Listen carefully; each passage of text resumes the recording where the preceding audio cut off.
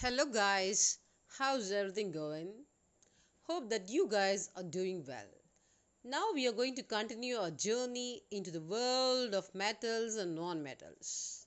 In this video, we are going to see about the physical properties of the non-metals and some chemical properties as well.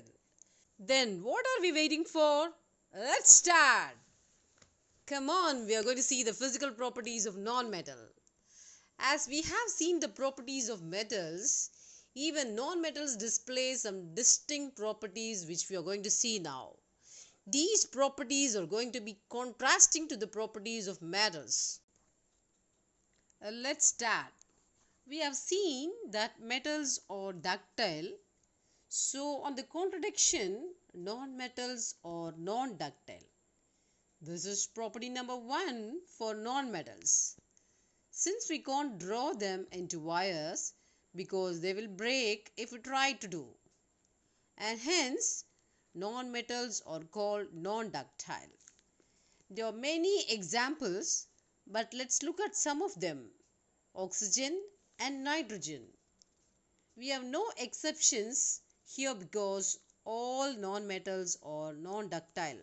Property number 2. Metals are not malleable, okay?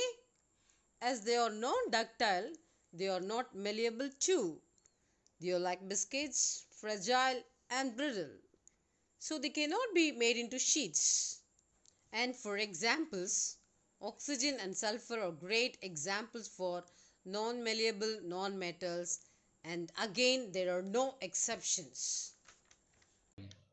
Property number 3. Non-metals are super, brittle and soft. They are not hard like metals. They are so soft and brittle, so that we could ground and powder them with our bare hands. Examples: sulfur and fluorine are examples of brittle non-metals. We have an exception for this one.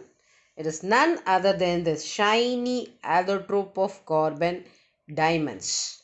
Yes, diamonds are considered as one of the hardest substances in the world. Property number 4. Non-sonorous. Non-metals do not produce ringing sounds since most of them are gases and they are brittle solids. So they can't produce loud sounds like metals. Examples: radon and selenium. Exceptions. At last, there is an exception. Yeah, it's graphite. Looks cool, right? Here is an interesting fact. John Berzelius, a Swedish scientist, was the first person to discover a non-metal, and the first non-metal he discovered was selenium. Have you ever wondered why do oxygen and hydrogen exist as gases?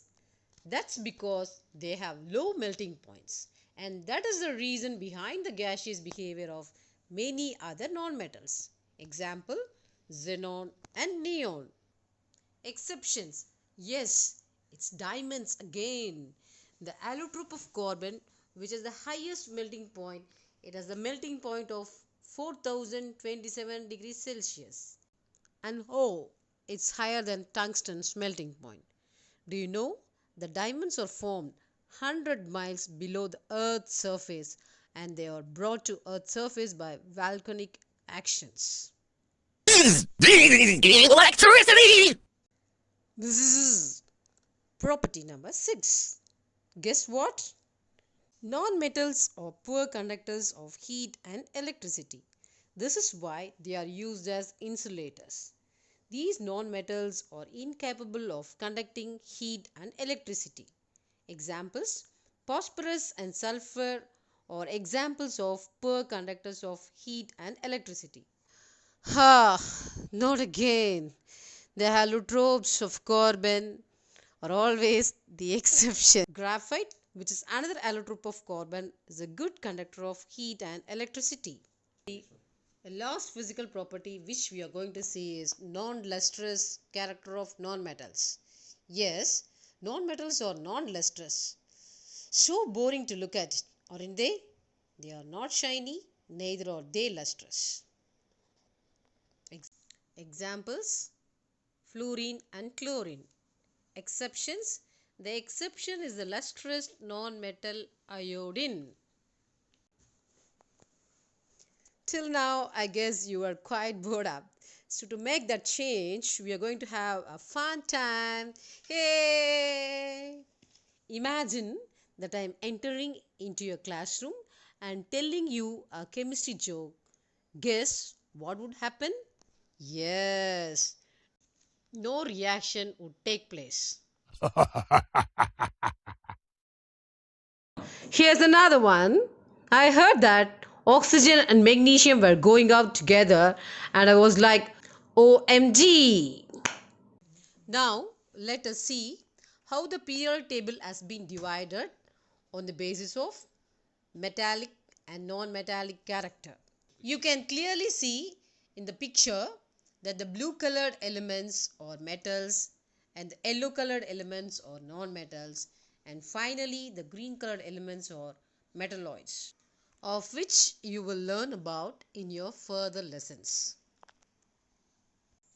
Now we are going to move on to another really important and cool aspect of this lesson. Yes, it is the chemical properties of metals and non-metals. First, let's start with the metals, the chemical properties of metals.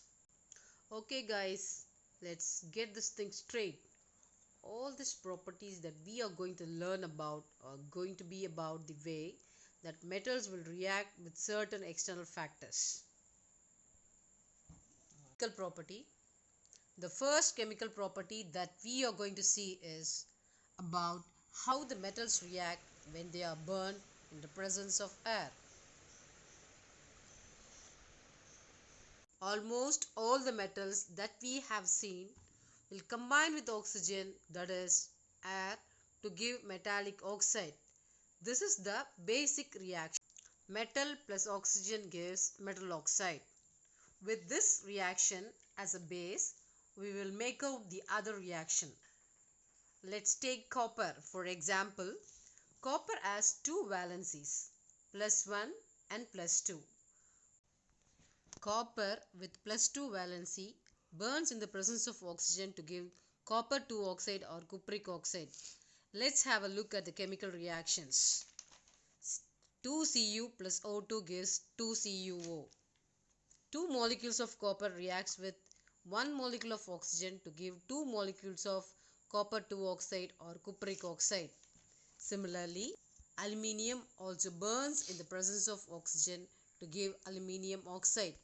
The chemical reaction is 4Al plus 3O2 gives 2Al2O3. And here again 4 molecules of aluminium reacts with 3 molecules of oxygen to give 2 molecules of aluminium oxide. I think I don't have to explain why there are 4 molecules of aluminium and all that stuff, because I know that you are already thorough about balancing. I believe. If not, please try watching the video which I have mentioned in the description box. We'll continue this topic in the next video. Make sure that you clarify your doubts. The sooner the better. Meet soon in the next video. Till then, bye from your Esther Miss. Bye.